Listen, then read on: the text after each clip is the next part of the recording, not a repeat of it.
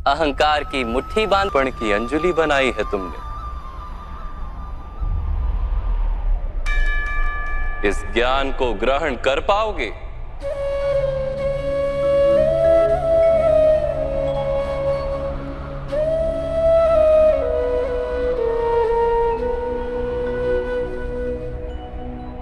ये संसार क्या है पार्थ? मानव, दानव, पशु, पक्षी, जंतु, कीटक, मत्स्य, वृक्ष, ये सब कैसे बनते हैं? किन पदार्थों से इनका जन्म होता है?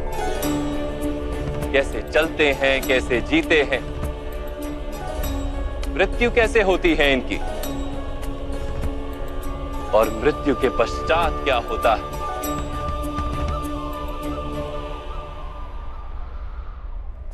इस रहस्य का विचार करो।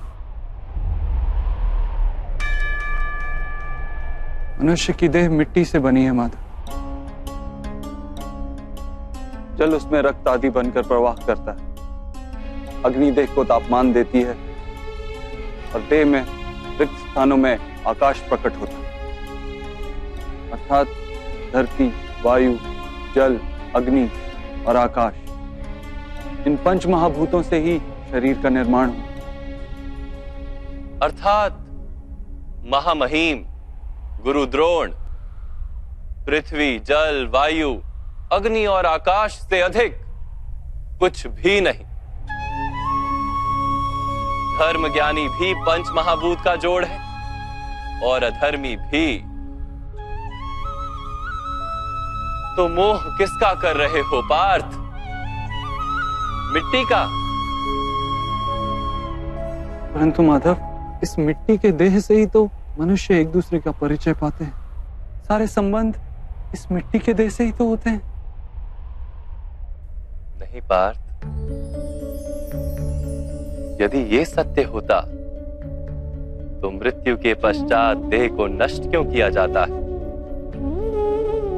वास्तव में ना मनुष्य का परिचय उसकी देह से है और ना ही संबंधों का आधार उसकी देह से।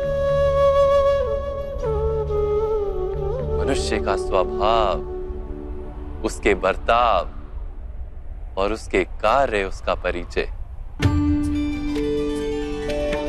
ये स्वभाव, बर्ताव और कार्य कैसे बनते हैं, इसे समझो पार्थ। मनुष्य जीवन केवल 20 दृश्य और अदृश्य पदार्थों का मेल है पार्थ, किंतु फिर भी प्रत्येक मनुष्य के स्वभाव तथा कार्य भिन्न भिन्न प्रतीत होते हैं। इसका कारण है सृष्टि के 3 गुण,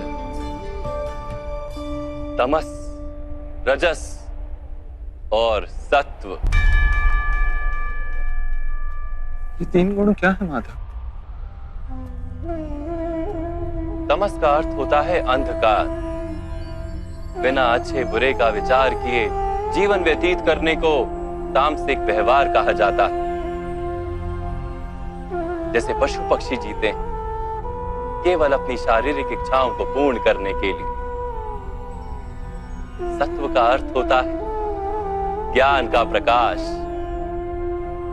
जब व्यक्ति प्रत्येक परिस्थिति में धर्म का, सत्य का और परंपराओं का विचार करके व्यवहार करता है, तब उसे सात्विक जीवन कहा जाता है।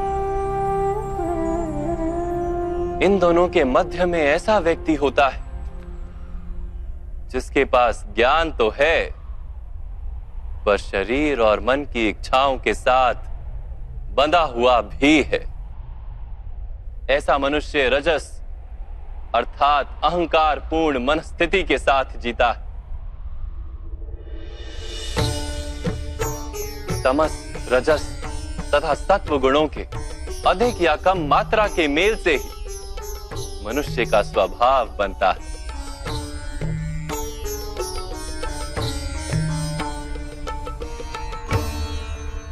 सामने देखो पार्थ, इन सब में तुम्हें कौन से गुण दिखाई देते हैं?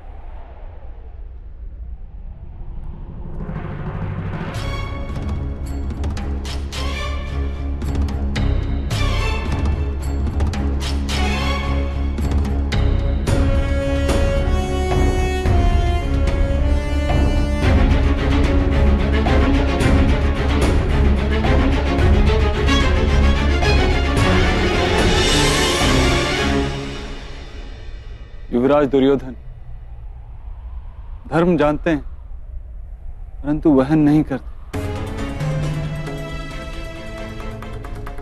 उनके जीवन का केंद्र अहंकार है, अर्थात उनमें तमस कम है, रजस अधिक है और सत्वगुण पूर्णता नहीं।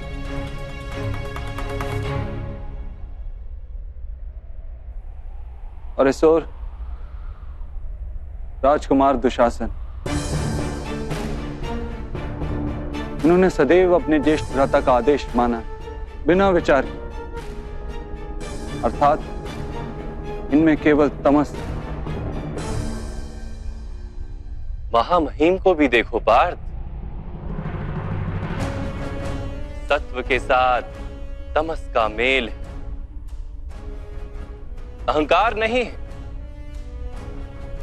किंतु पुरातन धर्म, पुरानी परंपराओं और प्रण के साथ बंधे, आवश्यकता होने पर भी अपना प्रण नहीं तोड़ सकते।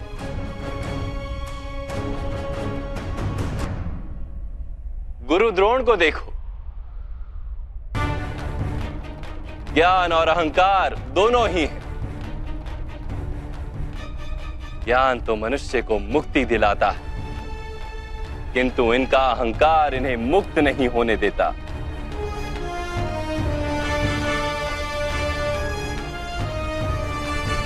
परंतु माधव,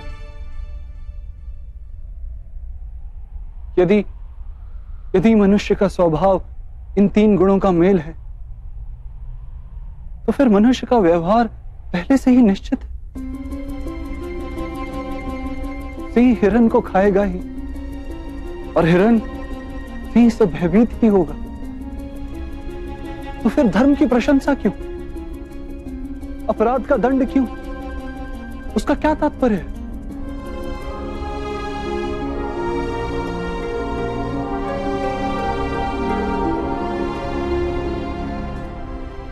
उत्तम प्रश्न है पार्थ,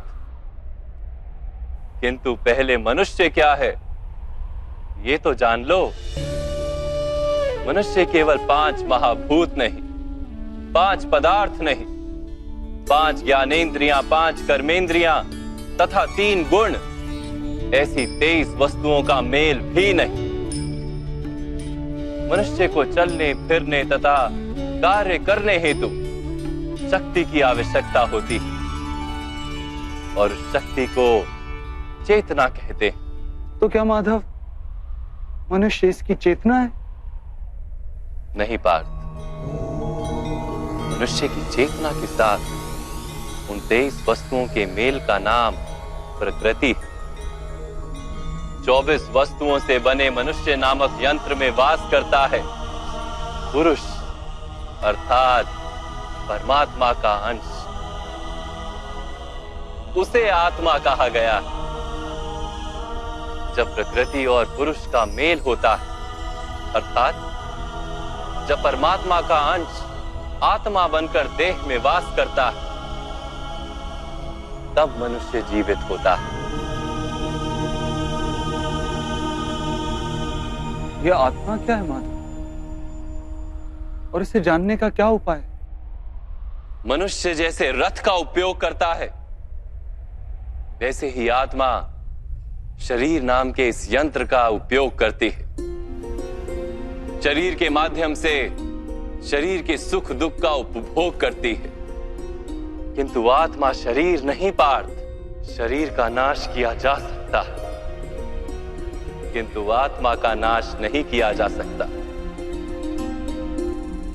नैनं छिन्दन्ति शस्त्राणि नैनं दहति पावका, न चैनं क्लेदयन्त्यापो न शोष्यति मारुतः। आत्मा ना शस्त्रों से छेदी जा सकती और ना ही अग्नि से जलाई जा सकती। ना जल उसे निर्बल कर सकता है और ना ही पवन उसे सुखा सकती। आत्मा शरीर में रहते हुए भी अमर है। न हन्यते हन्यमाने शरीरे। पार्थ, शरीर की हत्या की जा सकती है किंतु आत्मा की हत्या नहीं की जा सकती। आत्मा तो सर्वव्यापी है, अचल है, स्थिर है, सनातन है। पुराना वस्त्र त्याग कर जैसे मनुष्य नया वस्त्र धारण करता है, वैसे ही आत्मा पुराना शरीर छोड़कर बार बार नया शरीर धारण करती है। परंतु माधव, मैं तो जगत का अनुभव अपने शरीर के माध्यम से ही करता हूं। स्वयं को देह न जानकर मैं आत्मा कैसे जान सकता हूं? स्वयं को आत्मा के रूप में जानना असंभव भी नहीं पार्थ। अंध भी जीते हैं, गूंगे भी जीते हैं, जिनके पास हाथ पैर नहीं होते वो भी जीते हैं। स्पष्ट कि शरीर मनुष्य नहीं, जिसकी चेतना चली जाती है, जिसे मूर्छा आ जाती है, वो भी जीवित रहता है। इसलिए स्पष्ट है कि मनुष्य का चेतन तत्व वो भी शरीर नहीं। इसी प्रकार जो व्यक्ति अपने भीतर खोज करता है, मैं इंद्रियां नहीं, शरीर नहीं, भावनाएं नहीं, विचार नहीं, ज्ञान भी मैं नहीं, जो ये समझता जाता है वो अंत में स्वयं को आत्मा के रूप में जान भी लेता है।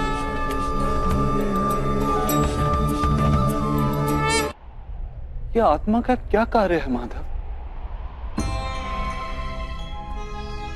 जब पर ब्रह्म के भाग हुए, पुरुष तथा प्रकृति बने, तब पुरुष अर्थात परमात्मा के अंश ने आत्मा बनकर प्रकृति की प्रत्येक वस्तु में वास किया। उस आत्मा को मोह तथा अंधकार ने घेर लिया पार।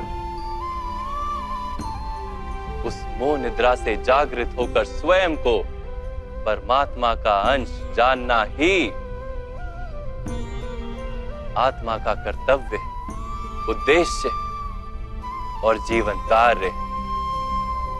परंतु माधव, यदि हर आत्मा परमात्मा का अंश है, तो क्या उन्नति और अवगति स्वयं परमात्मा कर रहे?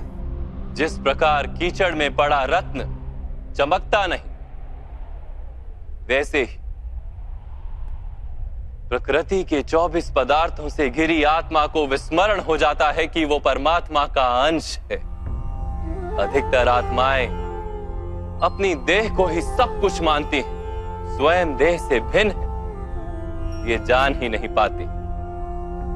शरीर को जो सुख, दुख, स्वाद, गंध आदि का अनुभव होता है, उसे अपना अनुभव मान लेती है और बदलाव का प्रयास ही नहीं करती।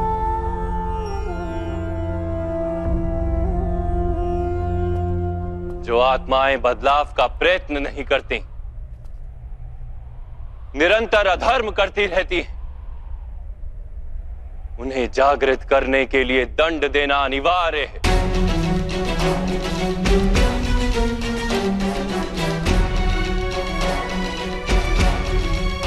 तुम भी ये जान लो पार्थ कि तुम शरीर नहीं, केवल एक आत्मा हो। इस रणभूमि में दिखाई देने वाला प्रत्येक योद्धा वो नहीं जो तुम उन्हें मानते हो। कुछ समय के लिए इन सब ने शरीर में वास किया, इनके शरीर मरेंगे किंतु ये सब अमर, वो पुनः नया शरीर धारण करेंगे।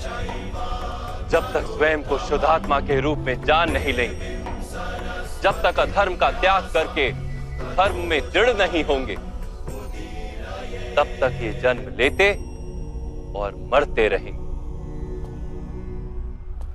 यही ब्रह्म विद्या का प्रथम पाठ है पार्थ। जो जन्मा है वो अवश्य मरेगा, और जो मरता है वो अवश्य फिर से जन्म लेगा। इस महाज्ञान को सांख्य योग कहते हैं।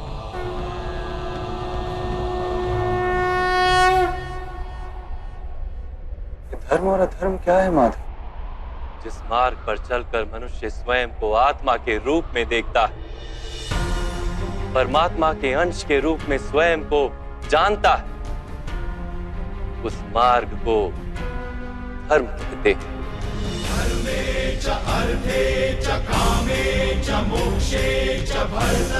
जब मनुष्य स्वयं को परमात्मा के अंश के रूप में जान लेता है, तब उसे ये अनुभूति होती है कि ये सृष्टि ही परमात्मा है और ये परमात्मा ही सृष्टि है।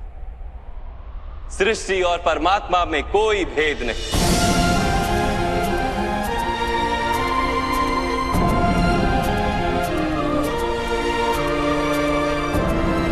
जो मनुष्य ये जान लेता है वो दूसरे मनुष्यों और प्राणियों की ओर निर्दयी और कठोर नहीं होता।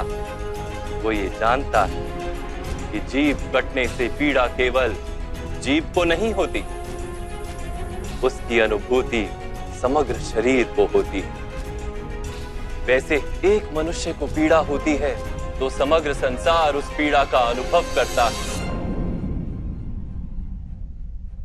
जब तक संसार में एक मनुष्य भी पीड़ित है, तब तक वास्तव में किसी का भी सुख संपूर्ण नहीं। ये जानने पर मनुष्य का मन करुणा से भर जाए, उसे धर्म कहते हैं।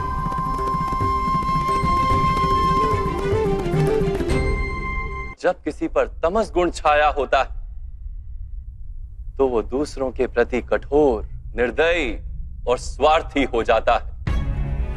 अपने माने हुए सुख के लिए दूसरों को दुख देता है। परमात्मा की ओर गति नहीं हो पाती उसकी, अर्थात अधर्म परमात्मा से दूर ले जाने वाले मार्ग का नाम है। अर्थात अधर्म तो अज्ञान का दूसरा नाम। तो फिर अज्ञानी के प्रति तो दया होनी आवश्यक है ना? दंड का क्या तात्पर्य है?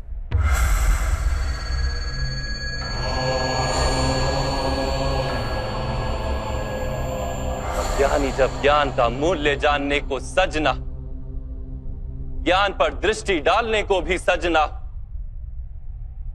तब दंड ही दया है।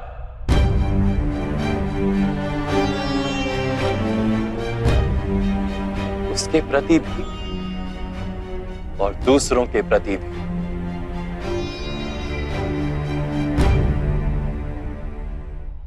सृष्टि की गति सदा ही परमात्मा की ओर हो, यह अनिवार्य। किंतु कभी कभी ऐसी स्थिति उत्पन्न हो जाती कि अज्ञान, मोह और अधर्म बढ़ जाता है। संसार से धर्म लुप्त हो जाने का भय उत्पन्न हो जाता है। संसार से जब धर्म लुप्त हो जाता है, करुणा भी नष्ट हो जाती है और सत्य भी नष्ट हो जाता है।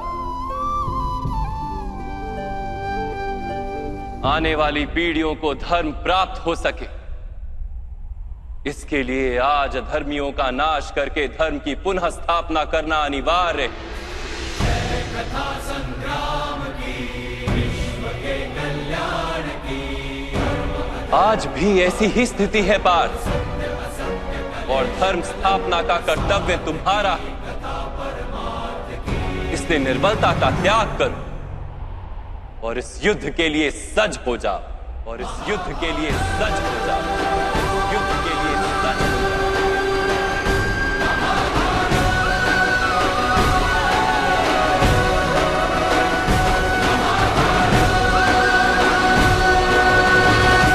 परंतु मेरे हाथों हत्याएं होंगी माधव। मेरे कारण किसी के प्राण जाएंगे तो मेरे अंतर की करुणा का नाश नहीं हो जाएगा? और यदि धर्म का आधार करुणा है तो क्या मेरी आत्मा धर्मी नहीं हो जाएगी?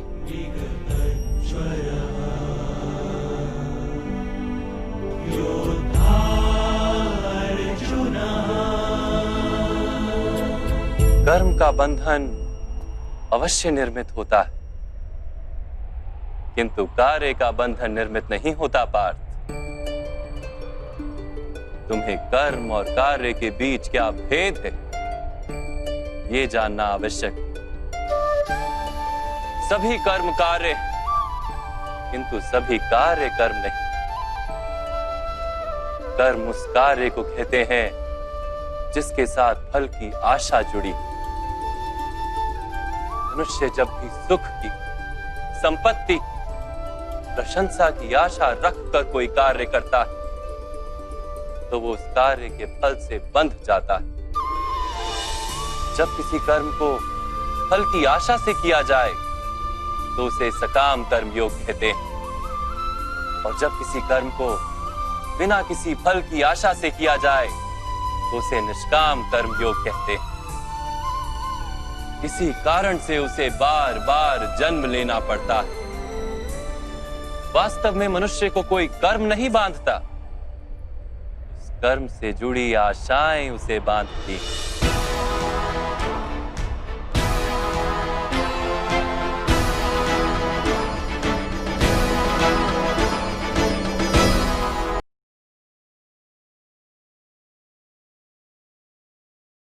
वास्तव में मनुष्य को कोई कर्म नहीं बांधता, उस कर्म से जुड़ी आशाएं उसे बांधती हैं। वो कैसे माधव? यदि इस युद्ध में तुम्हें विजय होने की आशा है तो पराजित होने पर तुम्हें भीषण दुख होगा, और वो दुख तुमसे कोई अन्य कार्य करवाएगा जिसके लिए तुम्हें दूसरा जन्म लेना पड़ेगा। और यदि तुम विजयी हुए तो तुम्हारा अहंकार बढ़ेगा, और वो अहंकार तुम्हें विश्व विजय के लिए प्रेरित करेगा, तुमसे हत्याएं करवाएगा और उसका पाप तुम्हें बांधेगा। विचार करो, यदि तुम्हें इस युद्ध में ना विजय का मोह और ना पराजय का भय, तो इस युद्ध के अंत में तुम्हें सुख प्राप्त होगा या दुख प्राप्त होगा? ना सुख माधव, ना ही दुख। अर्थात तुम्हारा सुख दुख, हताशा निराशा अहंकार युद्ध के कारण नहीं है। युद्ध के साथ तुमने जो आशाएं बांधी हुई हैं उसके कारण है। क्या ये सत्य नहीं है पार्थ?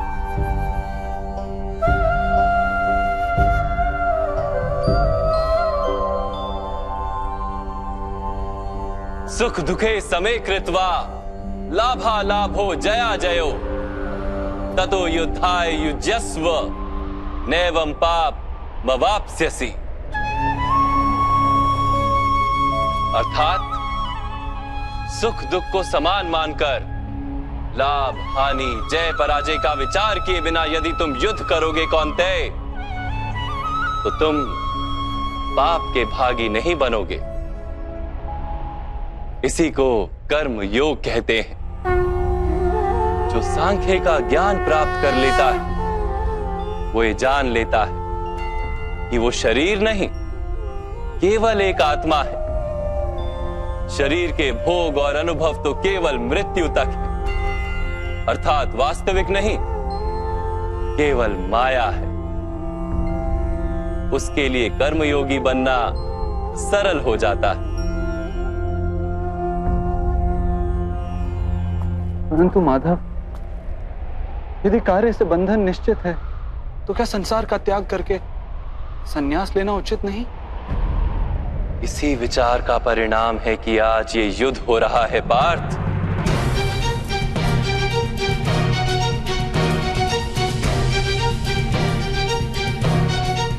विचार करो, जब सत्व गुण से भरे धर्म को जानने वाले लोग कर्मों का त्याग करते हैं तब अधर्म से भरे लोग ही संसार को चलाते हैं।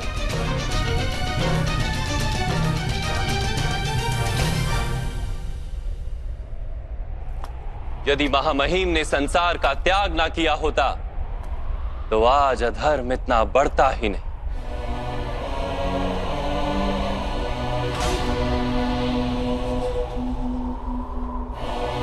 और तुम्हारे पिता ने यदि संन्यास ना लिया होता तो आज भ्राता युधिष्ठिर सुख से राज कर रहे होते।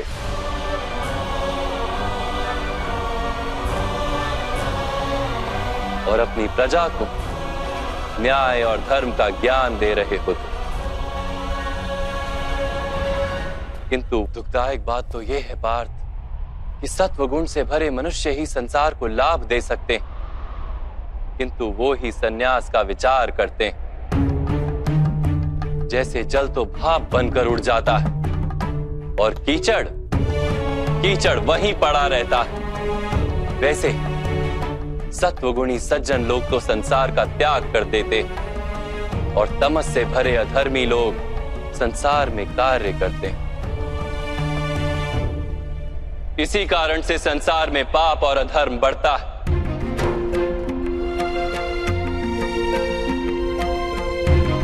किंतु कर्मयोग इस विचित्र स्थिति से सारे संसार का रक्षण करता है। कर्मयोगी फल की आशा का त्याग करता है, किंतु कर्मों का त्याग नहीं करता। वो इसी संसार में रहता है सन्यासी की भांति, सारे कार्य करता है किंतु उनमें लिप्त नहीं होता। कर्मयोगी अपनी संतानों से, स्वजनों से, अपनी प्रजा से कोई अपेक्षा या आशा नहीं रखता। स्वयं उसे संन्यास का लाभ होता है, किंतु समाज को संसारी की भांति लाभ देता है। मनुष्य अपनी संतानों के सुख के लिए श्रम करता है माधव। अपनी संतान से सुख की अपेक्षा कैसे न रखे? मनुष्य अपनी संतानों के लिए जो भी करता है वो व्यापार है या प्रेम पार? प्रेम माधव। तो फिर अपने कार्यों के प्रति फल की इच्छा क्यों पार? भविष्य का लाभ तो व्यापार में देखा जाता है, प्रेम में नहीं। जो मनुष्य अपनी संतानों का चरित्र निर्माण उचित रूप से करता है, संतानों को प्रेम और धर्म के संस्कार देता है, उसकी संतानें भी मनुष्य को प्रेम और सुरक्षा अवश्य देती। संतानों के कर्म, स्वजनों के व्यवहार उनके कर्म हैं पार्थ। और जब उनके कर्मों पर हमारा कोई अधिकार नहीं होता तो उनसे आशाएं और अपेक्षाएं रखने का क्या प्रयोजन? यदि गहन विचार करोगे पार्थ तो शीघ्र ही ये जान लोगे कि जीवन में ऐसा कोई कार्य नहीं है जिसके साथ आशाएं और अपेक्षाएं जोड़ना अनिवार्य हो। जब सृष्टि ही परमात्मा है और मनुष्य स्वयं परमात्मा का अंश है तो सारे कार्य परमात्मा ही करते हैं, मनुष्य स्वयं कुछ नहीं करता। यही कर्मयोग का मूल सिद्धांत है पार्थ।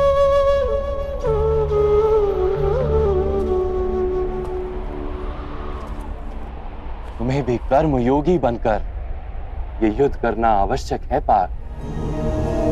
त्रिगुणिया विश्या वेदा निस्त्रिगुण्यो भवार्जुना निर्द्वंद्वो नित्य तत्वस्थो निर्योग क्षेम आत्मवान। तीन गुणों का त्याग करके निर्गुण बन जाओ पार्थ, इस द्वंद्व से मुक्त हो जाओ। सदा सत्व अर्थात परमात्मा में बुद्धि लगाकर कर्तव्य का वहन करते रहो। कुछ प्राप्त करने की इच्छा और कुछ प्राप्त किए हुए का रक्षण करने का विचार त्याग दो पार्थ और अपनी आत्मा को स्वतंत्र कर।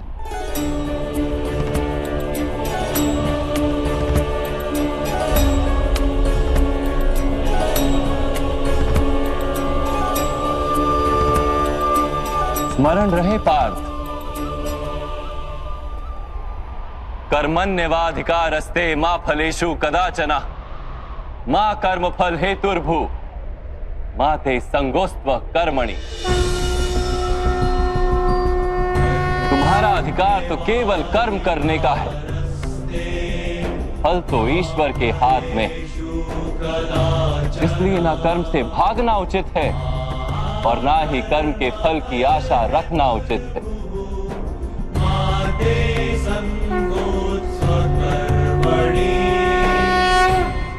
जो फल का त्याग कर दे परंतु कर्म का त्याग ना करे, ऐसे कर्म योगी को कैसे जाना जा सकता है माधव? विश्या विनिवर्तन्ते निरहारस्य देहिनः रसवर्जम रसोप्यस्य परम दृष्टवा निवर्तते।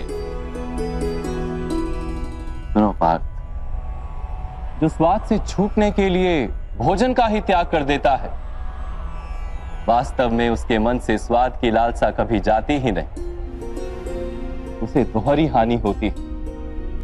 एक तो वो निर्बल हो जाता है, जिसके कारण परमात्मा को प्राप्त करने का जो प्रयत्न अनिवार्य है उसे वो नहीं कर पाता, और दूसरा सदा ही उसका मन स्वाद की लालसा से भरा रहता है। इसलिए भोजन का त्याग करने से उत्तम है स्वाद की लालसा का ही त्याग कर दिया जाए। कर्म योगी अपने मन की सारी लालसाओं को खींच लेता है, जीवन को कर्तव्य मानकर कार्य अवश्य करता है, किंतु उन कार्यों से जुड़ता नहीं। और बात, जो व्यक्ति अपने कार्यों से आशाएं और इच्छा नहीं रखता, उसी के कार्य पूर्ण होते हैं। एक असफलता से दुखी होकर जिसका मन डोलता नहीं, एक सफलता से आनंदित होकर जो स्वयं को सर्वश्रेष्ठ नहीं मानता, ऐसे ही व्यक्ति को कर्म योगी कहते हैं। और ऐसा व्यक्ति जीवन में बार बार सफल होता है।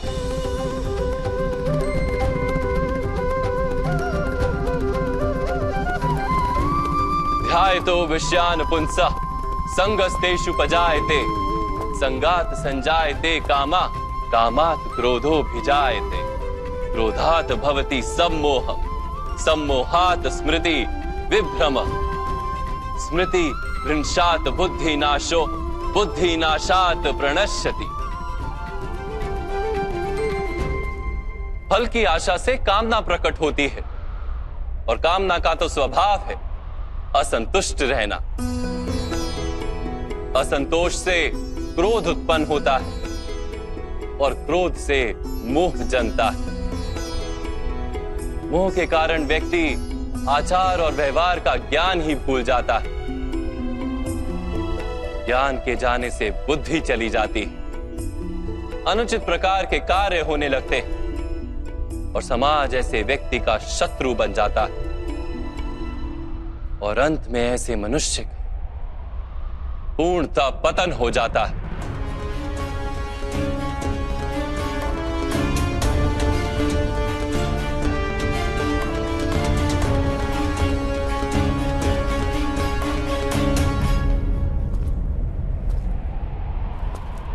जैसे भ्राता दुर्योधन,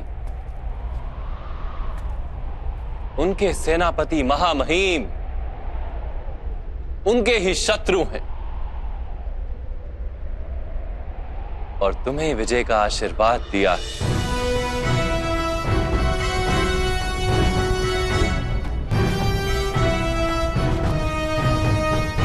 पार्थ, कर्मयोग ब्रह्म विद्या का दूसरा चरण है। परमात्मा में अपनी बुद्धि स्थिर करो, स्वयं को आत्मा जानो, मिथ्या बंधनों से मुक्त हो जाओ, और फल की आशा का त्याग करके केवल कर्म करते रहो।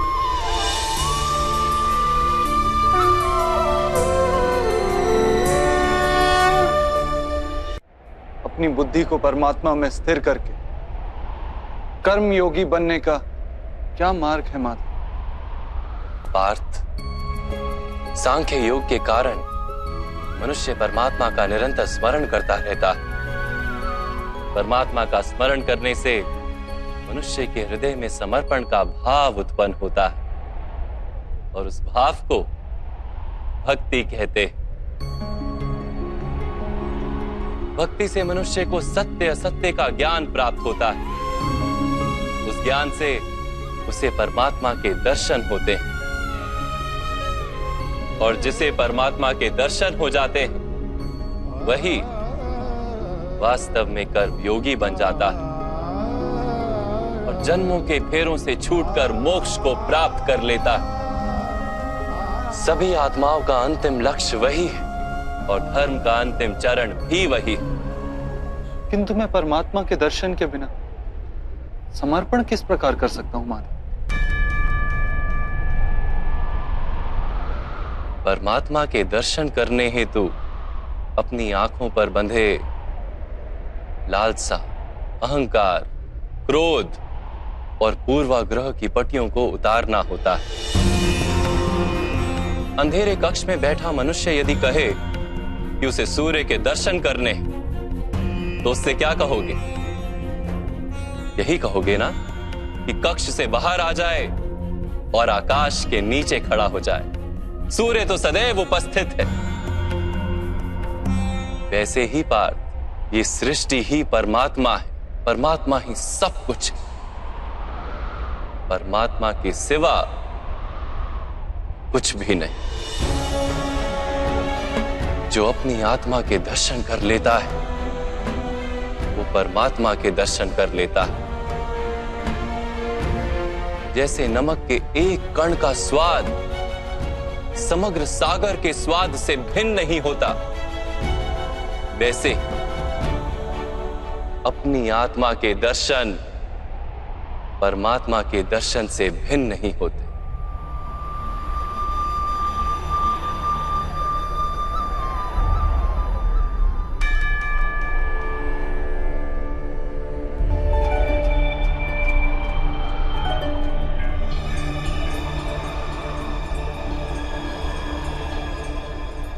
माधव, क्या आप भी परमात्मा हैं?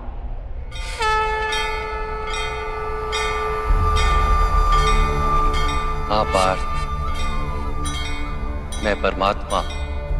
यदा यदा हि जैसे तुम भी परमात्मा हो, ग्लानिर् केवल तुम अभी जागृत नहीं हुए हो और मैंने ये जान लिया है। युत्थानम् अधर्मस्य तदात्मानं सृजाम्यहम्। माधव, आपके प्रति समर्पण ईश्वर के प्रति समर्पण क्यों नहीं है? अवश्य, मेरे प्रति समर्पण ही परमात्मा के प्रति समर्पण। सर्वधर्मान् परित्यज मामेक शरणम व्रज। सारे जगत का त्याग करके मेरी शरण में आ जाओ पार्थ। यदा यदा हि धर्मस्य मैं ही संसार हूं, मैं संसार का प्रत्येक कण हूं, मैं ही सूर्य हूं और मैं ही चंद्र हूं, मैं ही नक्षत्र हूं और मैं ही सभी ग्रह हूं। मैं सूर्य से भी अधिक पुरातन हूं और किसी वृक्ष पर खिली कली से भी नया हूं। मैं ही सारे मनुष्य हूं, मैं ही स्वर्ग और नर्क को धारण करने वाली शक्ति हूं। मैं ही दुर्योधन हूं और मैं ही अर्जुन भी हूं।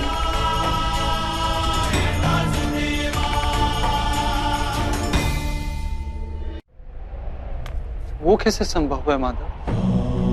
आपका जन्म तो बहुतों ने अपने जीवन काल में देखा है। आपकी माता अभी भी जीवित हैं, जिनके गर्भ से आपने जन्म लिया। आप पुरातन और अविनाशी कैसे हो सकते हैं? तुम शरीर देख रहे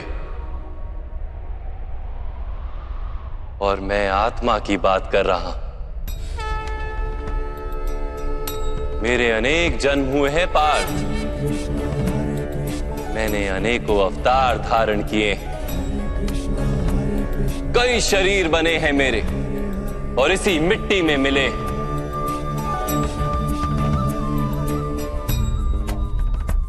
और आगे भी मैं बार बार जन्म लूंगा।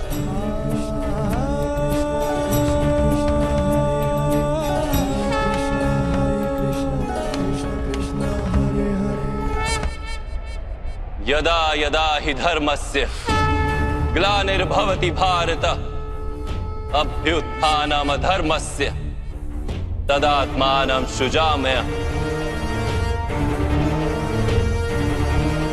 परित्राणाय साधूनां विनाशाय च दुष्कृतां धर्म संस्थापनार्थाय संभवामि युगे युगे।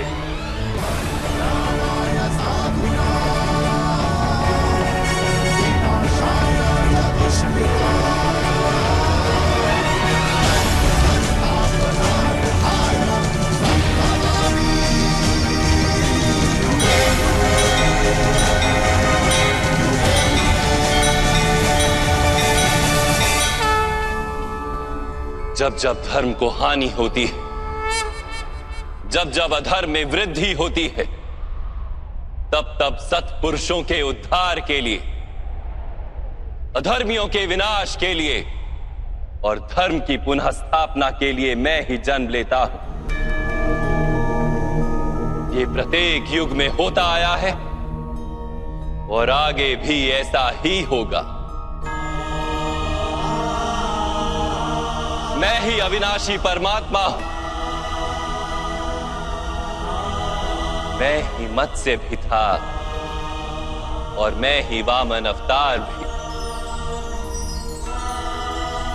मैं ही परशुराम हूं और मैं ही रामचंद्र भी था।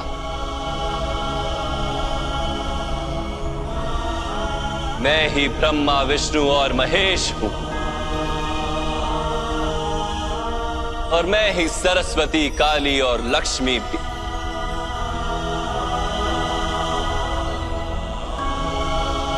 मैं ना पुरुष हूं, ना स्त्री हूं और ना ही नपुंसक।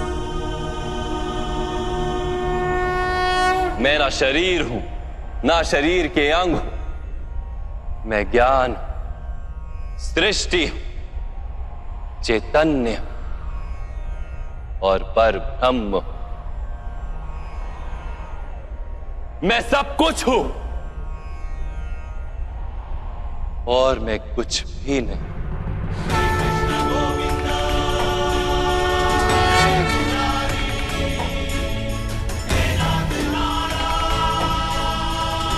ऐसा प्रत्येक युग में हुआ है और आगे भी ऐसा ही होता रहेगा।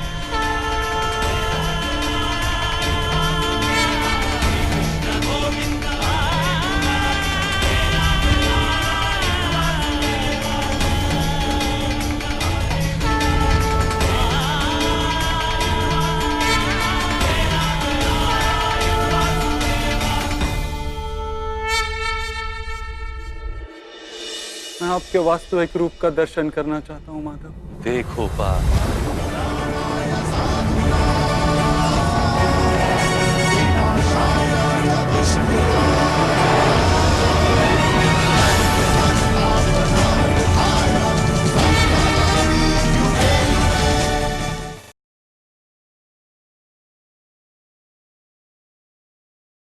मैं कुछ भी नहीं हूं और मैं सब कुछ। ऐसा प्रत्येक युग में हुआ है और आगे भी ऐसा ही होता रहेगा।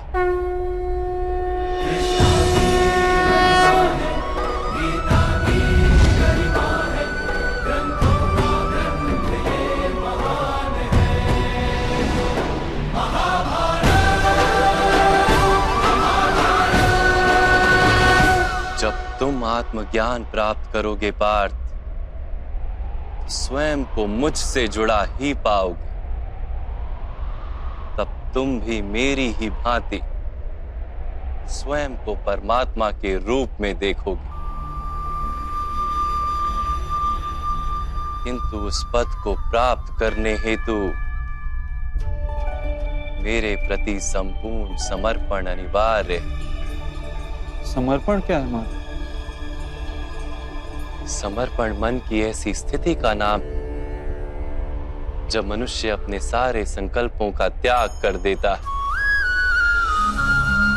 स्वयं से किसी प्रकार के निर्णय अथवा प्रण भी नहीं लेता। जिस प्रकार के कार्य उसे दिए जाते हैं उसी प्रकार के कार्य करता है। वास्तव में समर्पण का अर्थ होता है अपने आप, अपने मन को, बुद्धि को, ज्ञान को, इच्छा को, आशा को, अपनी भावनाओं को, अपना सब कुछ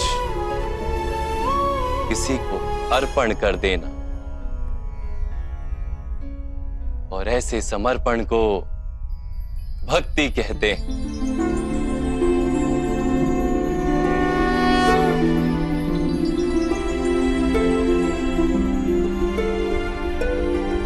पत्नी का समर्पण पति की ओर, एक योद्धा का समर्पण सेनापति की ओर होता है। एक शिष्य के हृदय में गुरु भक्ति होती है। क्या ये सारी भक्तियां एक समान? क्या सबको ईश्वर की प्राप्ति होती है? नहीं पार्थ, मनुष्य जिसके प्रति समर्पित होता है उसी के रूप में ढलने लगता है। उसके मन में कोई संदेह, कोई प्रश्न जन्म नहीं लेता। किसी दुष्ट के प्रति समर्पण उस मनुष्य के कार्यों को दूषित कर देता है। अंगराज कर्ण ने धर्म को जानते हुए भी द्यूत सभा में पांचाली को अपशब्द कहे थे। जो 5-5 पुरुषों के साथ संबंध रखती है, वैश्या होती है ऐसी स्त्रियां, वैश्या होती है ऐसी स्त्रियां। उसका कारण था अंगराज का भ्राता दुर्योधन के प्रति समर्पण। इस युद्ध में उन्हें जो दंड मिलेगा वो किसी जन्म या जाति के लिए नहीं, अथवा एक दुष्ट के प्रति समर्पण के लिए उन्हें दंड मिलेगा। इसलिए हे धनंजय, समर्पण उत्तम के प्रति होना आवश्यक है। उसी से मनुष्य उत्तम बनता है। लोहे की माला से अपराधी बांधा जाता है, पीतल की माला से मंदिर के दीपक को बांधा जाता है, और सोने की माला को आभूषण बनाकर गले में धारण किया जाता है। पति भक्ति, स्वामी भक्ति, मित्र भक्ति, ऐसी अनेक भक्तियां होती हैं पार्थ, किंतु सबसे श्रेष्ठ भक्ति तो परमात्मा की भक्ति होती है।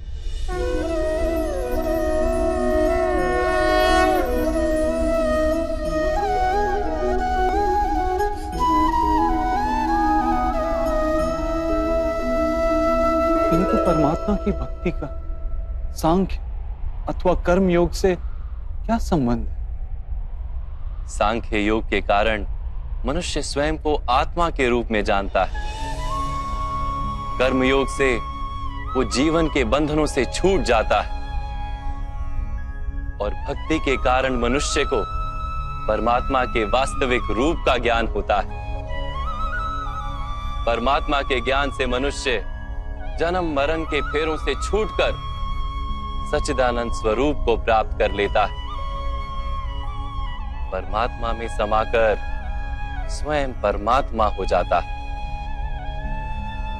जैसे जल की छोटी सी बूंद जब सागर में मिलती है तो स्वयं सागर बन जाती है। अर्थात इस शरीर का कोई महत्व ही नहीं है माधव। अवश्य महत्व है पार्थ। शरीर के माध्यम से ही मनुष्य को परमात्मा का साक्षात्कार होता है। मृत्यु और नए जन्म के बीच के समय में आत्मा के ज्ञान में वृद्धि नहीं हो पाती। इस जन्म में प्राप्त अनुभव, ज्ञान, विचार और अभ्यास को लेकर आत्मा नया शरीर धारण करती है। आत्मा की प्रगति और अधोगति शरीर में रहकर ही संभव है।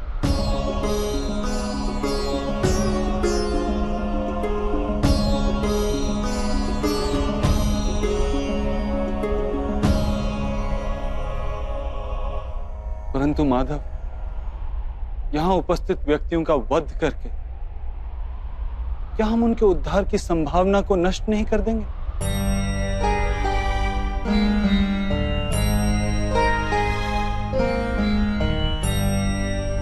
तुम्हारे शत्रु धर्म की मर्यादा को तोड़ चुके हैं पार्थ। अधर्म ही उनका स्वभाव बन गया है। उनका उद्धार अब असंभव है।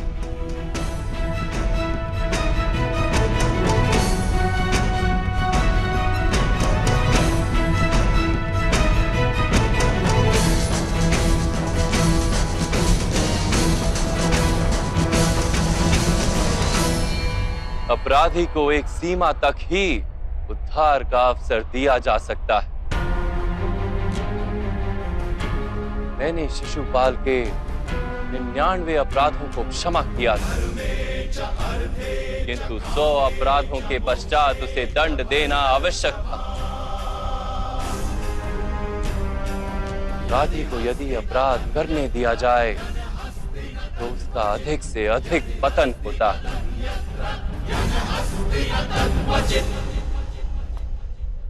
उसे अधर्म से रोकने में ही करुणा है धनंजय। ये आत्माएं मरेंगी नहीं। अधर्म से दूषित शरीर का त्याग करके नया शरीर धारण करेंगी और उस शरीर में उनकी प्रगति की संभावना अधिक होगी। इस विचार से यदि तुम युद्ध करोगे तो वो उचित है। मनुष्य का शरीर उसकी संपत्ति भी है और मर्यादा भी। धर्म के मार्ग पर प्रवास करने वाला मनुष्य अपने शरीर को शुद्ध करता है और उसके माध्यम से आत्मा का साक्षात्कार करता है। इसी को क्षेत्र क्षेत्रज्ञ संबंध कहा गया है। मैं इसका तात्पर्य नहीं जान पाया माधव। जब मनुष्य ये जान लेता है कि उसका शरीर एक भूमि का टुकड़ा है, अर्थात क्षेत्र है, और वो उस शरीर में रहने वाला, उस शरीर को समझने वाला अर्थात क्षेत्रज्ञ है, तब वो शरीर के माध्यम से अपनी प्रगति साध पाता है। आत्मा शरीर में रहकर 3 गुणों का समतोलन करती है। तमस को घटाकर सत्व को बढ़ाने का उपाय करती है और ईश्वर की भक्ति करके परमात्मा के साथ एक हो जाती है। भक्ति कैसे की जाती है माधव? क्या समर्पण ही भक्ति नहीं? नहीं पार, समर्पण तो भक्ति का प्रथम चरण है। वास्तव में भक्ति किसी कार्य का नाम नहीं, वो तो केवल मनस्थिति का नाम है। आवश्यक है कि मनुष्य जब तब यज्ञ, याग, यम, नियम, योग और स्वाध्याय के माध्यम से अपने अंतर को शुद्ध करे और परमात्मा के प्रति समर्पित रहे। मनुष्य अपने सारे कार्य, सभी कार्यों के फल, अपने जीवन का प्रत्येक श्वास परमात्मा को समर्पित करता रहे।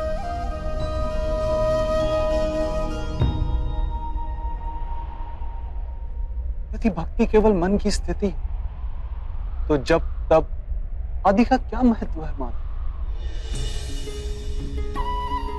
जैसे आज धोया हुआ पात्र कल पुनः मैला हो जाता है, वैसे ही मनुष्य का मन बार बार परमात्मा से विमुख हो जाता है। इसीलिए आवश्यक है कि जब तप और स्वाध्याय आदि के माध्यम से स्वयं को निरंतर ये स्मरण दिलाता रहे कि उसका जीवन परमात्मा के प्रति समर्पित है। किस तट पर डुबकी लगाई जाए इसका महत्व नहीं, महत्व है डुबकी लगाने का। भक्ति योग का एक ही सार है पार कि मनुष्य परमात्मा को अपना जीवन अर्पण करके परमात्मा की भक्ति करता रहे और सत्व गुण से युक्त संपत्ति को संभाल कर रखे। सत्व गुणी संपत्ति किसे कहा जाता है? अहिंसा सत्यम क्रोध त्याग शांति ही पेशुनम दया भूतेष्व लोलुप्त्वम मार्दवम वीर चापलम तेज क्षमा धृति शोचम द्रोहो नातिमानिता भवन्ति संपदम देवी अभिजातस्य भारत। बिना कारण तथा स्वार्थ के हेतु हिंसा करना अधर्म है पार्थ। वास्तव में अहिंसा ही परम धर्म है और उसके साथ सत्य, क्रोध ना करना, त्याग, मन की शांति, निंदा ना करना, दया भाव, सुख के प्रति आकर्षित ना होना, बिना कारण कोई कार्य ना करना, तेज, क्षमा, धैर्य, शरीर की शुद्धता, धर्म का द्रोह ना करना तथा अहंकार ना करना, इतने गुणों को सत्व गुणी संपत्ति या दैवी संपत्ति कहा जाता है। इसी से मनुष्य परमात्मा की अर्थात मेरी भक्ति कर पाता है, जीवन के कर्तव्यों का वहन करता है, धर्म की स्थापना करता है और कर्म के फल की आशा का त्याग करके जीता है। उसे मैं निस्संदेह इस जन्म में संतोष देता और मृत्यु के पश्चात अपने ही अंतर में स्थान देता हूं।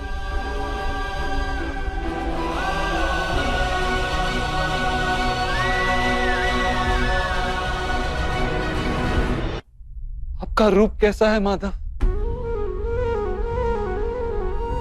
सांख्य योग के माध्यम से मैंने ये जाना कि मैं एक आत्मा हूं, अमर हूं और इस नश्वर शरीर में केवल कुछ समय के लिए वास करता हूं।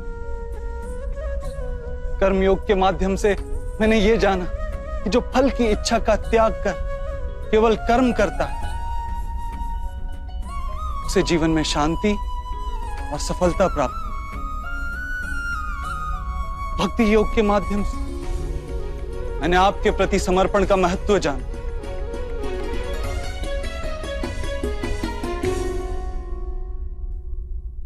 परंतु माधव, आपने कहा था कि यहां हर स्थान पर मनुष्य नहीं केवल परमात्मा है।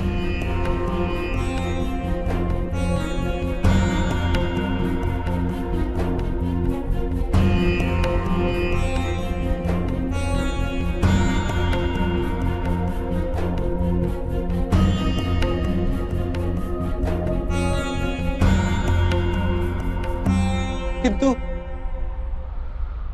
अब भी मुझे यहां केवल मनुष्य दिखाई दे रहे, केवल मनुष्य माधव।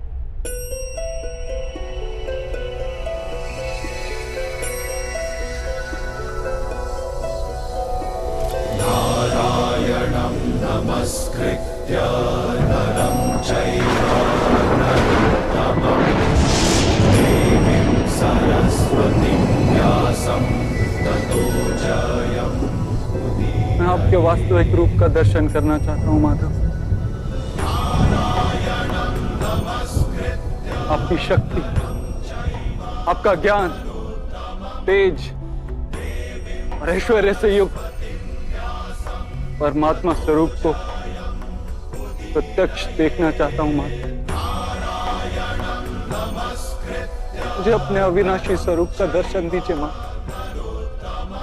मेरे सारे संदेहों को नष्ट कर दीजिए।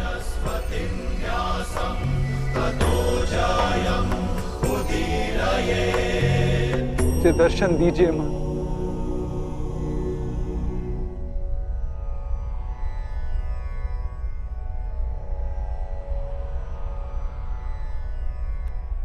देखो पा,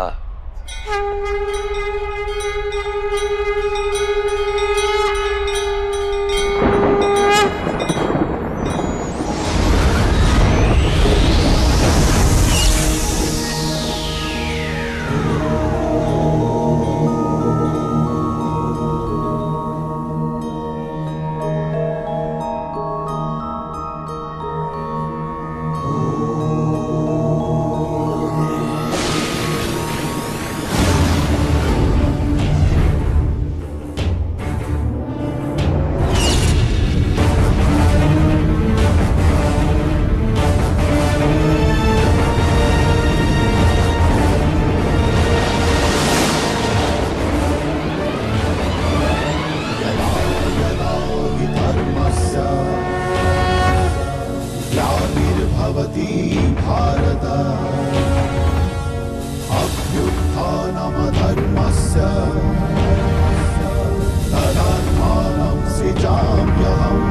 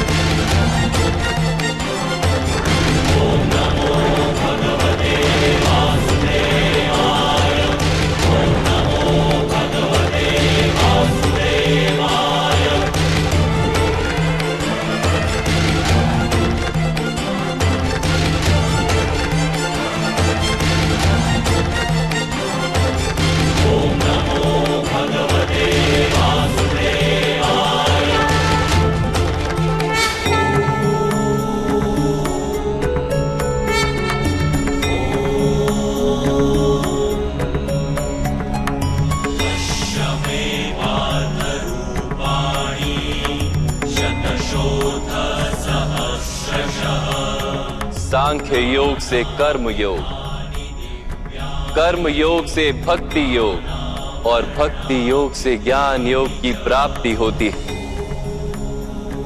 मेरे विश्व रूप का दर्शन करना ही वास्तविक ज्ञान है अर्जुन।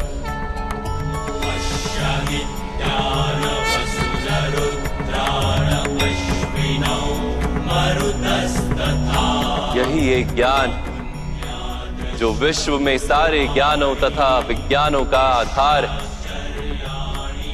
यही ज्ञान मुक्ति प्रदान करता है।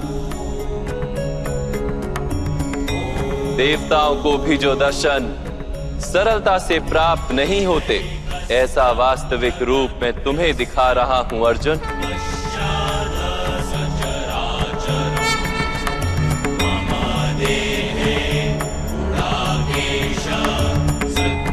मैं ही इस पृथ्वी के कण कण में वास करता हूं, और ये पृथ्वी, सूर्य, चंद्र, नक्षत्र और तारा मंडल मेरे भीतर वास करते हैं।